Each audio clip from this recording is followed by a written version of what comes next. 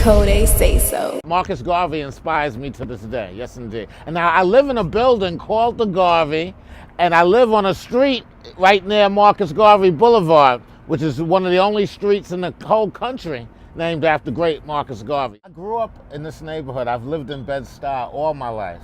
Different places in Bed-Stuy. At first, a brownstone on Jefferson Avenue that my grandparents bought up from Barbados in the 50s. And then I moved to different places in Bed-Stuy.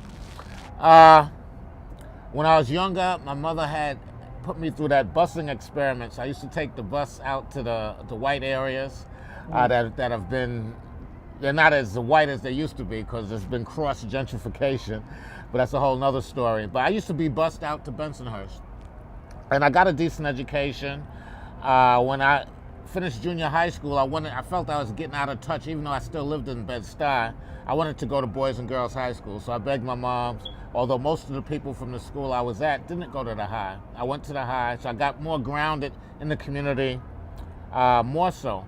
But prior to that, one day I was coming home from school on the school bus, like I said, we took the school bus, and my friend's father was murdered by the police. Sorry to hear that. His name was Arthur Miller, was the name of the person who was killed. He was a Crown Heights activist. And I remember to this day, my friends, because I was good friends with them, crying on the bus, on the school bus. So I think that was the start of my militancy. A few years later, Michael Stewart, who was a so-called graffiti artist, was murdered by the cops at the 14th Street Union Square station. And I got involved with the House of the Lord Church with Reverend Herbert Daughtry and Charles Barron, who's now a councilman. And I would say that was the beginnings, those two police murder cases. Being a black man in this world, I would say it's more than skin pigmentation, although that's part of it. You can be as light as Adam Clayton Powell, who looked like a white man, and be black. And you can be as dark as Clarence Thomas, who's on the Supreme Court, who often doesn't even open his mouth and always votes and the wrong way as far as I'm concerned, and has a white wife and is not even proud of his blackness. So yes, skin pigmentation is part of it, but it's more so what's rooted in your soul. It's how you see the world. It's how you move, how you think, what you eat, your culture, your value system. For black people and for black men in particular. It's knowing that you are the envy of the world, that you are the originator of civilization, that you were there at the beginning and that you will be there at the end. But I define a black man as something that's on the inside, not just on the outside. The best advice I would give to the youth is to stay focused, take your education seriously, try to stay away from recreational drugs.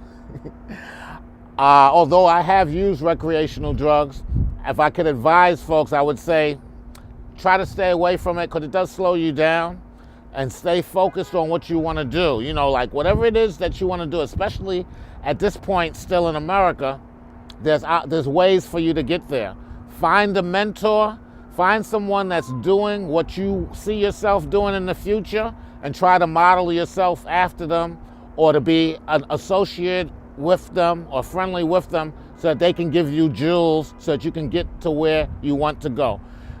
Take chances.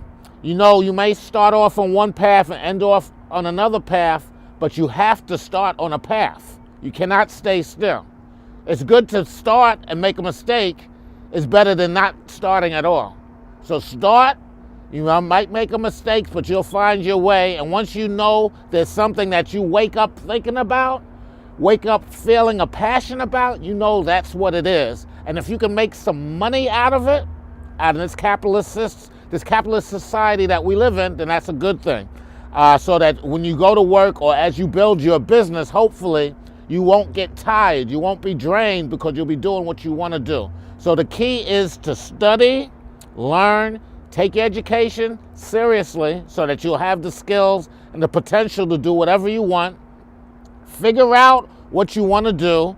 You may try a few different things until you know exactly what you want to do. But when you think you know what that is, look for someone that's doing it successfully, model yourself after them, and just go for it because the world is yours. You can do whatever you want.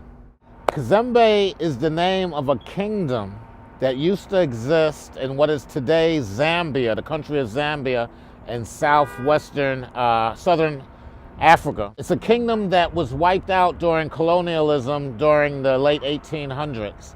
I went to Barbados for a Black Power conference, and I went to a bookstore because I love books, and I was flipping through the bookstore, and I found I was already using the name, but I found that it was also the name of a kingdom.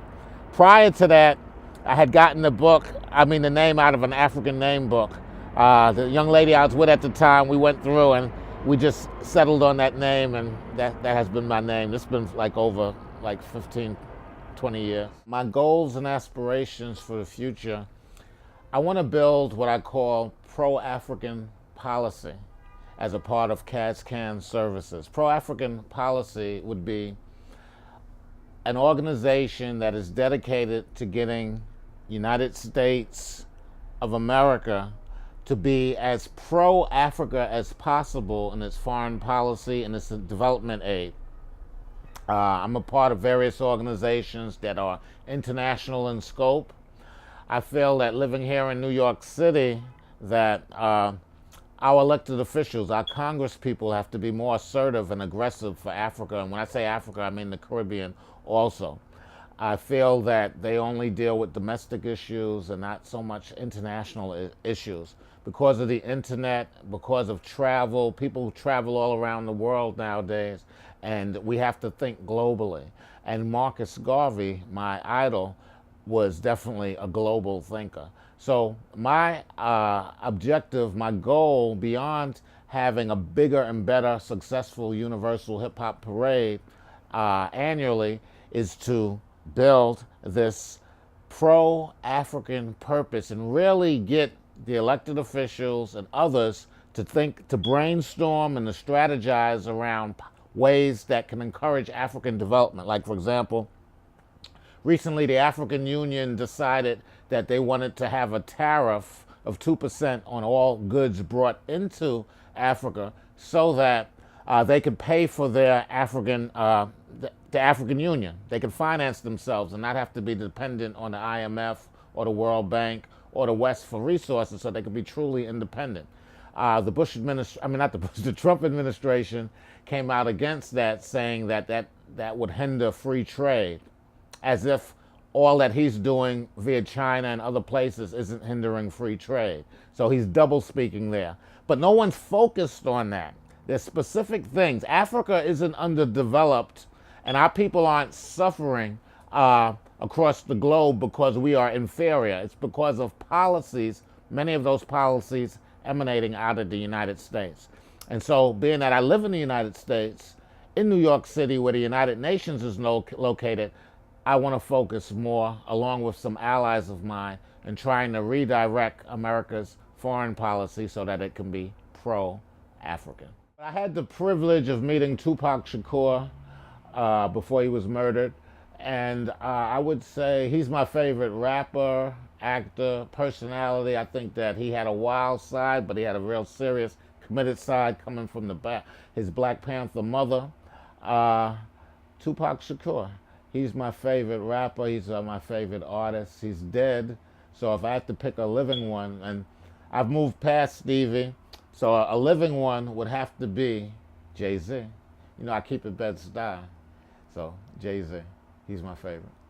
Big shout out to DJ CODAY SAYSO and his team for doing this interview and just being there, for being a part of the Universal Hip Hop Parade. I'd have to give a big shout out to DJ Ralph Casanova, King Uprock, who was here earlier helping to plan. Big shout out to you, Savior Tylon, Washington, and all that he does with GoPro Radio. Big shout out to Michael Yip, DJ Loud One, and his crew out in Astoria, Queens, and all that he does.